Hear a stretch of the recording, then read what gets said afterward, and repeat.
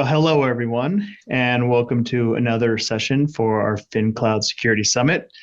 I am really pleased today to be here with a colleague and a friend, someone that has contributed incredibly to several of the financial service initiatives here at Cloud Security Alliance. Ali Farooqi from IBM. He is the Chief Risk Officer for Financial Services at Cloud IBM. And myself, I am Troy Leach, our Chief Strategy Officer here at CSA. And today, what we want to talk to you about is really what we forecast. And I've asked Ali to bring his crystal ball, so we should be able to do a very clear and precise prediction of the future, but really to look at what's ahead. What do we see as potential risks and opportunities in 2024 and beyond as it relates to cloud security for financial services?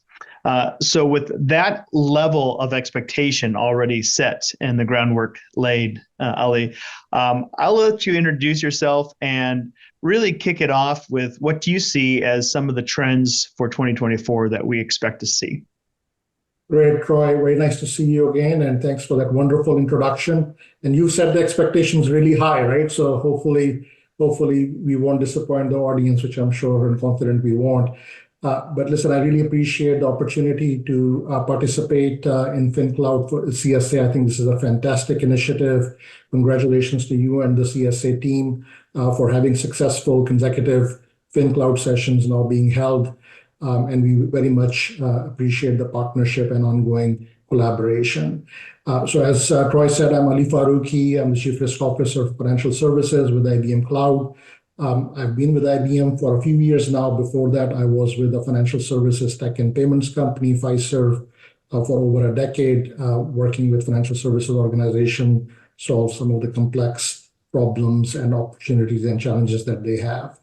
So at IBM Cloud and IBM in general, we are very much focused on what's coming ahead, right? Especially on financial services and regulated industries. And we are very excited to be sharing with you what we are seeing on the horizon. So Troy, I've prepared a few different slides that I think the audience will find beneficial. So if okay with you, we can go straight into it. Absolutely. And I'll add one of the things that we'll talk at the end is actually how you can participate and be involved with IBM, be involved with Cloud Security Alliance on several of these activities for initiatives that are currently underway or being considered at CSA within our research working groups, within our Cloud Control Matrix and the associated programs and training. So also stay tuned to the end. There's a little bit of nuggets around what we're going to be doing related to some of the things that we'll be talking about. So with that, yes, please, Ali, would love to see your next slide on what's ahead. Excellent. So there are four areas that we are highlighting, Troy, and some of these should not come as a surprise to the audience, right? Especially on AI. It's a hot topic at every boardroom, every operating committee, every office, right, today across all of the globe, but especially in financial services organizations. We also are seeing hybrid cloud really coming out as a dominant architecture, and we'll talk more about that. And an area that a lot of people are excited about and interested in, quantum, which I know Cloud Security Alliance is also spending quite a bit of time on. But really the message here is that as we are going to discuss this more, is we need to start preparing for this now. This is not something that is coming in the future. It is here, and we've got to prepare for it now. And then emerging global regulations that are essentially very much focusing on operational resilience and cybersecurity as it relates to hybrid cloud and AI. So those are four areas that we felt would be important to bring to the CSA FinCloud audience today. There are obviously other areas as well, right? I mean, us being in financial services industry, there's always something going on in the market, but these are four topics that are top of mind for us in IBM. Also, Troy, you know this, we participated in our IBM Financial Services Cloud Council, which is a group of over 100 banks, close to 190 financial services CIOs, CTOs, and CISOs. And these are areas that are also top of mind for them. So as we meet with them, along with other industry partners and regulators, These are the topics that we are discussing. So does that sound right to you? Are the areas aligned with what you are also hearing from Cloud Security Alliance members' perspective? Absolutely. And I think if we look at just the survey from last year around the state of cloud for financial services, these are some of the areas that resonated in that survey, talking about what is coming ahead with global regulation, how they manage multi-cloud, some of their readiness for not just post-quantum, but just in confidentiality of data in general and the heavy dependence on some more legacy types of cryptography. So I think, and oh yeah, that topic of AI, something that we have several working groups and initiative we've just launched at CSA, our AI safety initiative, and a lot more to come there as well. So I think these are perfect topics for us to cover today. Excellent. So Troy, on the next slide, you'll see we've got some use cases that we've identified. I think it is important, as we have discussion about AI and really, thinking about generative AI and how it is applicable to financial services organizations today, right? I think certainly all of us have been focused on AI-associated risks and what do we need to do to address some of the compliance challenges to adopt generative AI much more faster in our organization. But here are some examples that we are seeing today with our clients at IBM globally using generative AI in that capacity and capability. Also, I think it is important because sometimes I'm in conversations with folks in the industry, with clients, and we are in a lot of times we are talking about traditional AI, right? And it is important to be able to highlight the differences associated with traditional AI and generative AI, right? And for our purposes, it is essentially leveraging the foundation models and LLMs to really amplify the promise of traditional AI that we've been on a journey for a number of years. So we are seeing a lot more acceleration, right, with the use of foundation models and large language models. And IBM has been forefront on this area. And our approach has been that AI and generative AI capabilities are for all to consume, right? But they have to be in a way that is safe, secure, transparent, and have a level of insights so that financial services organizations and regulated industries can make informed decisions based on the data that they get with a high level of explainability and transparency. So the use cases we are seeing, there are many, but the three that we are seeing becoming more prominent is around customer care, back office operations, and application modernization.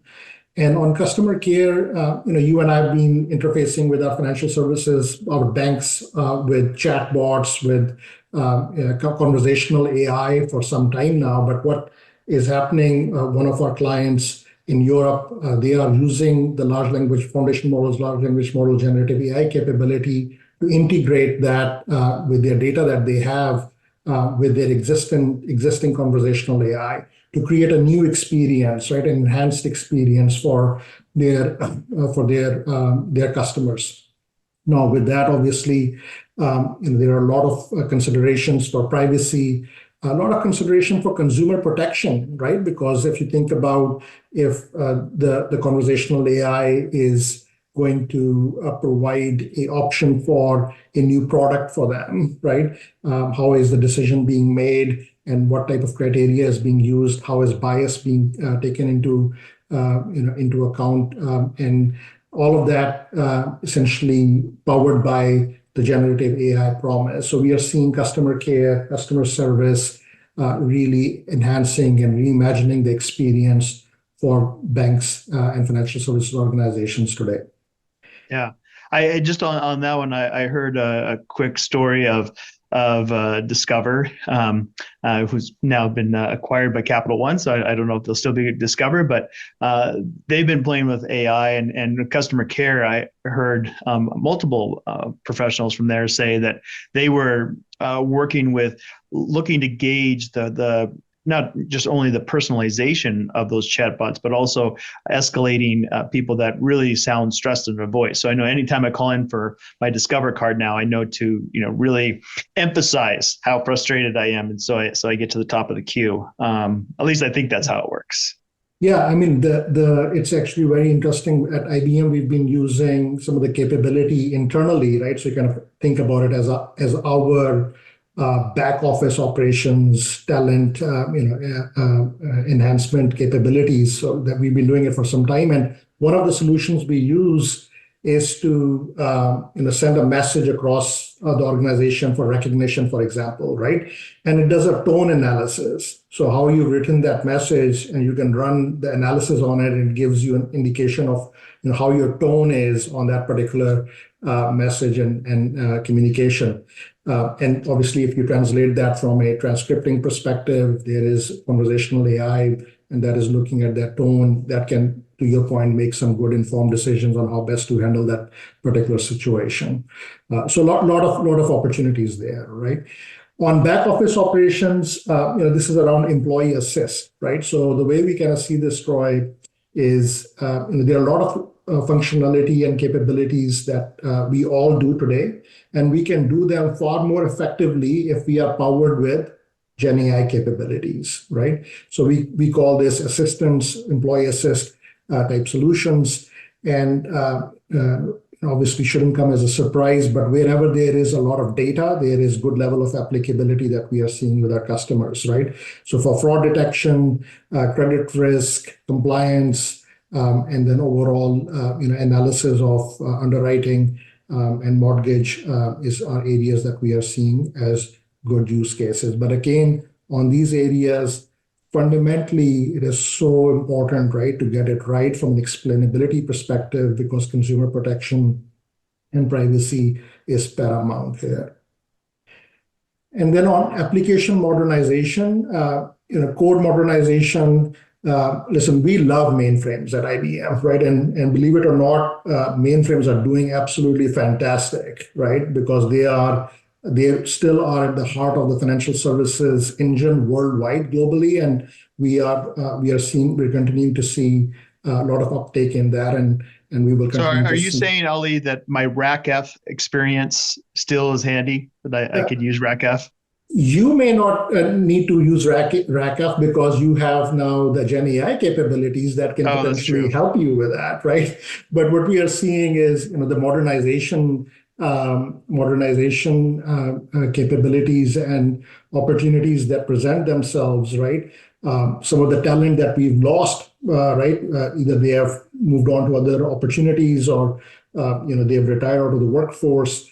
Some of the skill set with COBOL, for example, and you're looking to modernize that. IBM, we've actually released a foundation model, Granite, that provides the opportunity for developers to really use the feature functionality to modernize COBOL code to modern languages, for example, right? And that allows for financial services organizations and other clients to operate their hybrid cloud model on-prem cloud x86 mainframes, high compute intensive or high intensive compute capabilities with level of confidence that they can continue to operate their business and not be dependent upon Troy, who might have left because he was the only one who had RACF capabilities or experience, right? Or Kix or whatever you may, whatever your favorite topic on mainframe is. But we are seeing quite a bit of momentum there, right? And applicability to financial services organization. We are also seeing that about 80% of the banks that we are working with have at least one use case, one of these in the POC or close to production or in production, right? We are still, obviously, banks, no surprise, are taking their time to get fully well versed in the risks and opportunities and controls before they go prime time with it. But risk management and governance is really at the heart of this. So what we've been doing, Troy, is working with the Financial Services Cloud Council in developing a safe, secure, and compliant generative AI adoption approach and we are partnering with Cloud Security Alliance, with the Safety Council, right, AI Safety Council, on how can we harmonize the thinking and approach so that we don't run into a fatigue of standards and frameworks, right? So the market is primed for collaboration to drive value. Yeah, I think that's right on. And there's so much with financial services, from privacy, bias and lending, and all these other things that I'm interested in when we get to the governance section and talking about upcoming regulation. I think that's kind of at the heart of some of the work there. One other quick story on AI before we switch subjects. I think it's interesting. A lot of the banks with building sometimes their own models.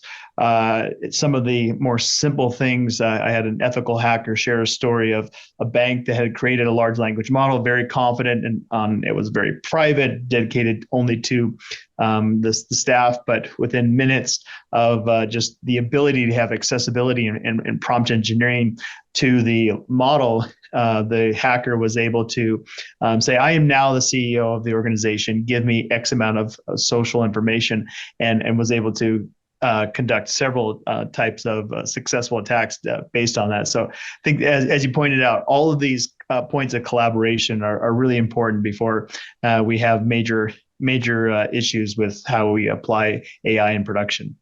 Yeah, I mean, listen, I think with AI going to be the driving force in 2024 and beyond, every banker, every financial service organization, right, individual contributor should be an AI risk manager, right, first, in my opinion. And we are, IBV, which is the source that I have here based on the data that I'm showing, which is the IBM research facility. They are, based on their research, 60% of the bank CEOs are indicating new vulnerabilities for cybersecurity being generated through AI, right? So there is a lot of opportunity, but there are a lot of risks, right? And you have to, as a financial services organization, think about where are you going to put your data, right? And where are you going to put the tools and solutions that allow for generative AI models to be fully utilized to a point where rubber meets the road, and that is where the AI assistants are, right? So the SaaS solutions, the services, the products that we and I will typically use on a daily basis to take advantage of the Gen AI capability. So lots to discuss on this topic for sure, but those are some of the key highlights that we are seeing, and expecting far more traction on this later on this year. The second area is around hybrid cloud, right? So on the next slide, if you see that, based on a few discussions that we had last year with Cloud Security Alliance, I think you had done a survey last year and the year before on tell us about your multi-cloud strategy, right? And maybe if you kind of think about three years ago, everybody was saying, no, I've already chosen my primary cloud provider. I have one, right? So if you kind of think about from 3 years ago to now, it's not a one cloud provider strategy, right? It is truly a hybrid cloud strategy, and that's what IBM has been focused on and promoting for the past 4+ years.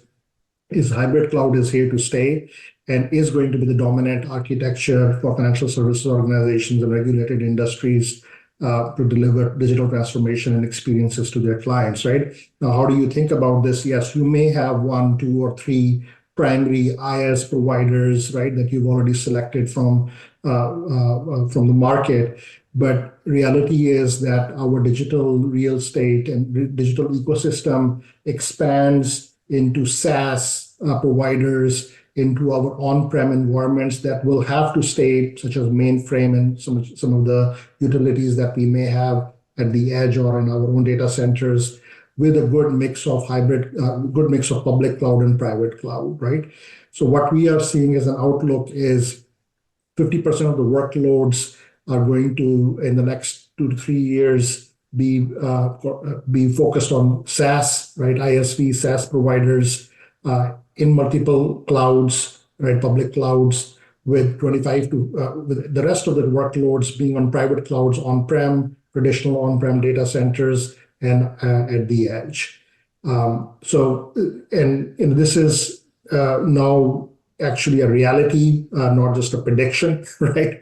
Because most of our clients that we are working on have this type of a model that they are deploying. So the key area here to focus on is, as we think about as organizations, our technology real estate ecosystem, how are we making sure the right level of risk and security and controls are being considered across the full ecosystem, full real estate, rather than saying I have a controls framework just for SaaS or a controls framework just for cloud or a standard just for my on-prem. You need parity of controls across your full environment, right? And solutions and standards such as Cloud Security Alliance, Cloud Matrix, what we've been doing at IBM with the Financial Services Cloud Framework, really helps with having that level of parity of controls across your full ecosystem, and then being able to manage it and keep it up to date as your critical workloads depend more on this type of architecture. So Troy, welcome your thoughts on that from a CSA perspective, what you are seeing from your members and what your experience has been. Yeah, that we're seeing the same, and a lot of it. What an emphasis is really around education, education for all stakeholders that are involved, from the practitioners that have to apply and understand possibly multiple types of cloud service provider architectures, to those that are responsible for governance and some type of oversight. I've heard stories from one banking processor out of the UK, where he shared that there was auditors coming in that were wanting to see hybrid environments, and they did have one, but what they were looking for is they took one particular type of architecture and were asking them, in this case Azure, and asking them Azure type controls for non-Azure cloud environments, and so there has to be a way to manage that. And I think the framework that the IBM has and how it is very parallel to the cloud control matrix is a good way to raise that conversation to a manageable level. But yeah, I'm hearing and seeing the same thing, that there is this migration to a necessity, especially in Europe, but elsewhere as well, to manage multi-cloud environments. Yeah, and later on we'll talk about the regulations. Right, to your point, operational resiliency, right, top of mind for supervisors, regulators, financial service organizations globally, and getting a good level of command around governance with your hybrid cloud, multi-cloud estate now is very, very important, right? Otherwise, to your point, Troy, most of us will continue to be answering questions that are not directly related to the architecture that we've adopted. But so it's really the responsibility is upon all of us as users of this solution and technology to really get a good handle around this. Also, because of sovereign cloud, right? So a lot of discussions around sovereign cloud capabilities and desire, and that's why the traditional and edge and private cloud we feel strongly is here to stay, because there is going to continue to be demand for that, especially in Europe and beyond. Yeah. Okay. So next topic is quantum, right? And a lot of times when we are talking about quantum, people kind of think about, okay, this is not something I have to worry about. It's coming in, maybe years that I don't necessarily need to account for today. But that's not really how we should be thinking about this, right? Actually, at IBM, we've issued a quantum roadmap that shows that how quantum computing is going to start making an impact on services, products, and solutions that we use today in the very near future, in the next 3 to 5 years, right? Not a decade from now. We've been pretty vocal about that we need to be able to address the post-quantum era readiness now, right? Because there are risks that all of us need to be aware of as quantum computing becomes more accessible. Some of the things that we had previously not worried about, for example, somebody lost a laptop that was encrypted, had client data on it, or if I go a little bit back, you had a tape that fell out of a truck, right, from your backup provider that was taking your tapes offsite, and you said, I don't have to worry about it, it's encrypted, right? Or somebody stole data, they were able to penetrate your environment and got data, but you said, I don't have to worry too much about it from notifications and so forth because the data is encrypted. Well, that's all going to be problematic because in post-quantum era, the concept of harvesting data now, confidential data now, and cracking later, harvest now, decrypt later, is very, very real, right? And there are organizations, well-coordinated organizations, might it be state or criminal, that are gathering the data today as we speak, so that they can use quantum computing capabilities later on to decrypt that data, right? We get issued one social security number.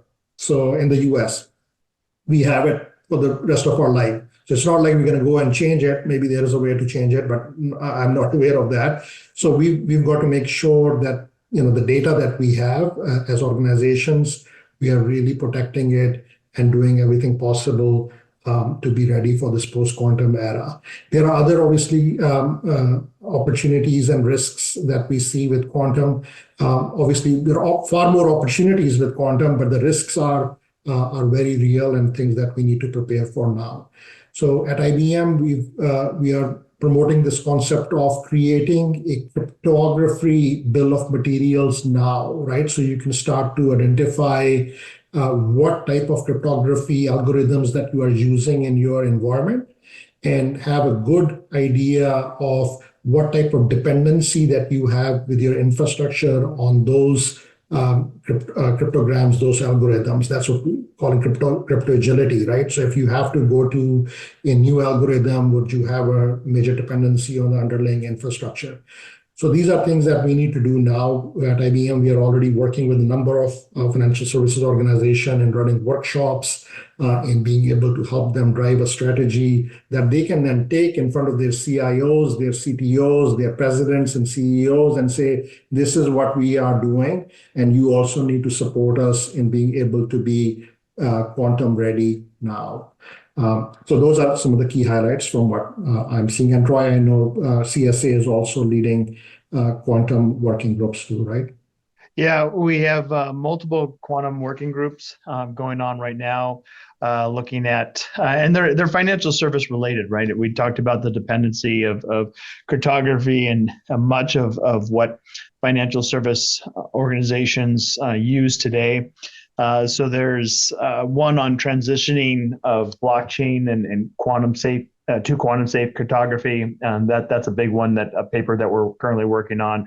But people go to our website, they can see a whole bunch of them. Another's around quantum security controls in general, and how enterprises like financial services can use these technologies, incorporate them into their environments while still meeting the existing compliance norms that they have without having any type of challenges there. And then the last one around quantum and AI, and just a paper exploring how there is this synergistic relationship between those two. So yeah, if people are interested in volunteering for any of that research, it's currently going on.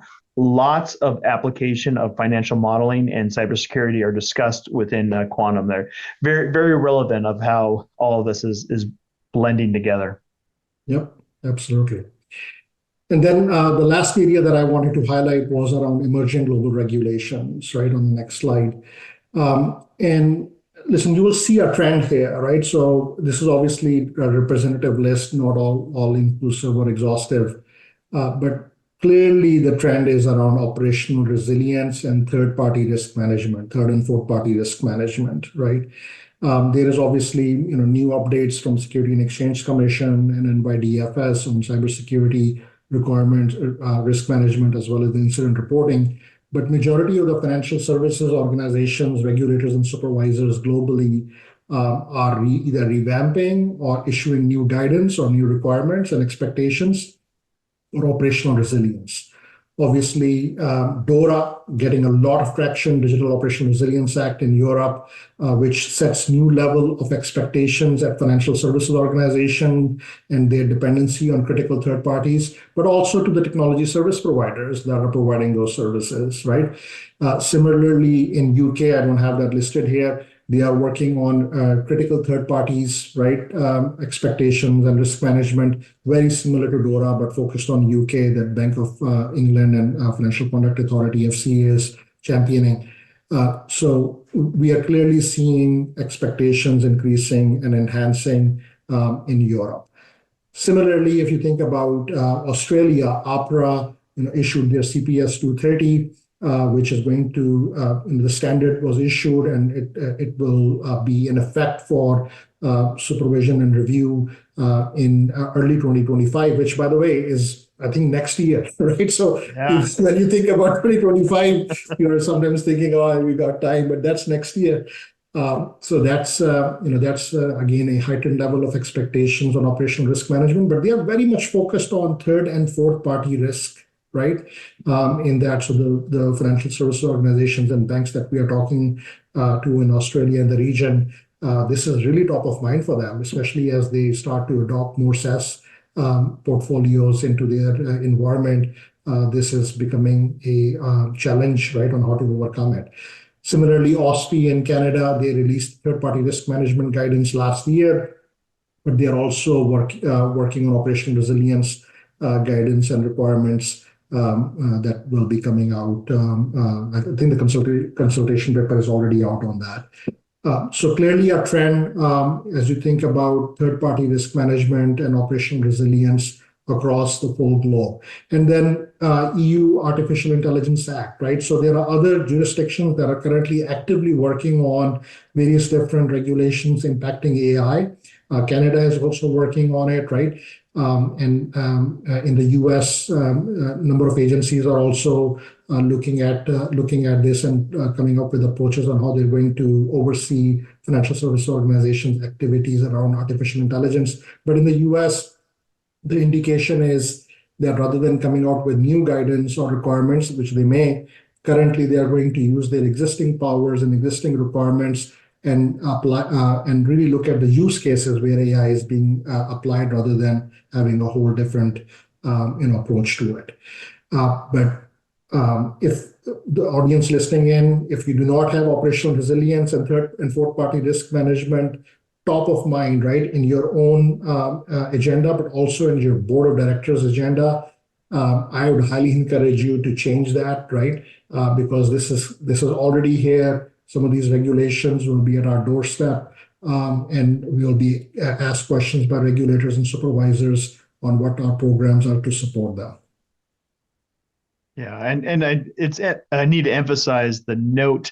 This is a representative list because there's even more than this. I think there's just, and it seems like to me, having been in cybersecurity now almost 30 years, that there's this in the last 5 years, just a real just acceleration of the types. So you mentioned earlier, data sovereignty and data localization laws. We see a lot of work in Asia as well, the European Cybersecurity Act, and what the US Treasury is doing, looking at the relationship between financial services and cloud service providers. So just so much for us to make sure that there's just a clear understanding as rules are set and requirements made that it's in the best interest and is actually doing the best it can to secure and keep people's information safe.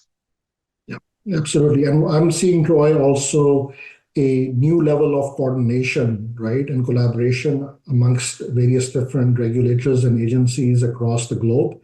And the good thing is, in a lot of instances, operational resilience, third and fourth party risk is top of mind for regulators in Europe, but also top of mind for regulators in Australia and Canada and US. So if we are a global bank, right, a global financial services organization, it's not like we've got to build different programs for different regions. There may be some unique requirements, but by far the commonality will be there, right, amongst expectations across these regulators.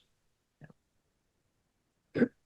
So, Troy, those were some of the things that we wanted to highlight, right? That are things that we are hearing from our council members, our clients, and based on the work we are doing at IBM.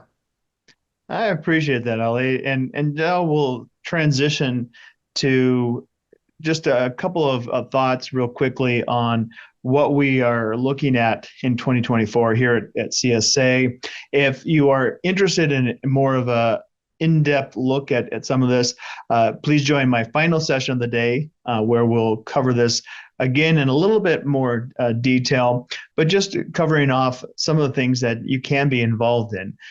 First is we have a report that we've both cited last year around the state of financial services and in cloud. We are doing one this year on operational resiliency. That survey will be out very shortly, so look for that next month. We are also going to have a report, so there'll be qualitative interviews with CISOs and leaders in financial services about their views of the result of the survey. And then we're also continuing to do mappings to relevant frameworks in financial services. Last year and in the last few years, we've had, I mentioned prior IBM, their work in their framework and mapping that to the CCM, done the same with the Cyber Risk Institute, and just very recently have completed a mapping to the European Cloud User Coalition and their work in their profile that has been updated, and you should see that available very soon on our website. Some of the other things that are happening, we're evaluating additional ways that organizations can meet compliance and assurance associated with cloud. We're looking at our STAR program and the CCM, especially for small businesses and how SaaS developers can meet regulatory and enterprise governance requirements, how they can meet the procurement process of being onboarded into a large enterprise. Continuing to look at research from the CCM that can foster the continuous automation and assurance. So how do we find what are those critical controls that can be either automated or just more regularly checked in their frequency? The role of the STAR registry itself, is there ways that we can expand and build upon that? We recently have been bringing in privacy regulation and the code of conduct for GDPR and else other types of elements that help to demonstrate cloud services are being met to a level of good security and due diligence. And then just other things that are on the consideration, we have guidance on pen testing. We have look at updating. We have 2016 guidance that we think could be possibly revamped for data incident response planning. And then really going back to what Ali said in the last slide, looking at some collateral for education of regulators and auditors as they approach and build out their own security requirements. What can we be doing to help provide a baseline of expectations that are realistic and valid? And so those are some of the things that we're also looking at. And I'm sure IBM will be by our side to help build many of this along the way. So on the last slide, and before we wrap up here, just a couple other projects that are not necessarily within our financial service committee and that work, but other things that are related to anyone that's in the industry is in our top research projects for the year. We will have our top threats again out shortly in the first half of this year. AI safety initiative, very important. You hopefully saw the panel earlier today, led by Caleb, on what we're planning to do with our AI executive committee, and as well as all of the different initiatives from an AI framework and best practices to everything covered in the 4 working groups. We already mentioned quantum and some of the work that's already been published, and 3 current projects that you could participate in. And something, hopefully you also saw our panel today with Wells Fargo and Coalfire and Carbon Care on our cloud HSM work that is to be published soon, and many of the aspects of key management that are happening within that working group. Hopefully you see and how that is actually progressing some of the ways of we use cloud to show confidentiality and trustworthiness of transactions. And then finally, a lot of our training and certifications. We are in the process of updating our CCSK to version 5. That will be out in the first half of this year. We have our cloud audit certificate of cloud audit knowledge, CCAK. And what I'm seeing with a lot of larger banks in particular is a key interest in zero trust and that methodology, and how taking our training and applying that into their environments is an opportunity to really showcase how they are embracing some of the better ways, I think, of managing access control and authentication and other things that will be challenged by AI and some of the other threats that we mentioned in this talk already. So with that, Ali, I want to thank you again for your time to cover this. I know you have a busy schedule, but I'll just turn over to you one last time for final thoughts. If you are in the shoes of some of these CISO and other cloud practitioners in financial services, what do you think they should be prioritizing in 2024? Yeah, Troy, listen, I think all of you have a very tough job, right?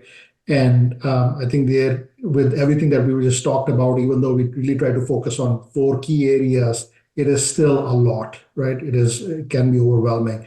So rely on partners such as Cloud Security Alliance, right? Rely on partners such as IBM who can help you through this transformation journey. And really our strength comes as a community, right? In financial services communities, and the groups and working groups that Roy you mentioned are really something that people should take advantage of. But this is the year for generative AI, right? If not the decade, right? So generative AI, with all of us focused on cybersecurity, risk management, compliance, we really need to be at the forefront of what this technology means for our businesses, but what do we need to do to protect our organizations? Coupled with hybrid cloud, right? Coupled with what we need to do with quantum, and then being ready, right, for regulations that come across this full landscape.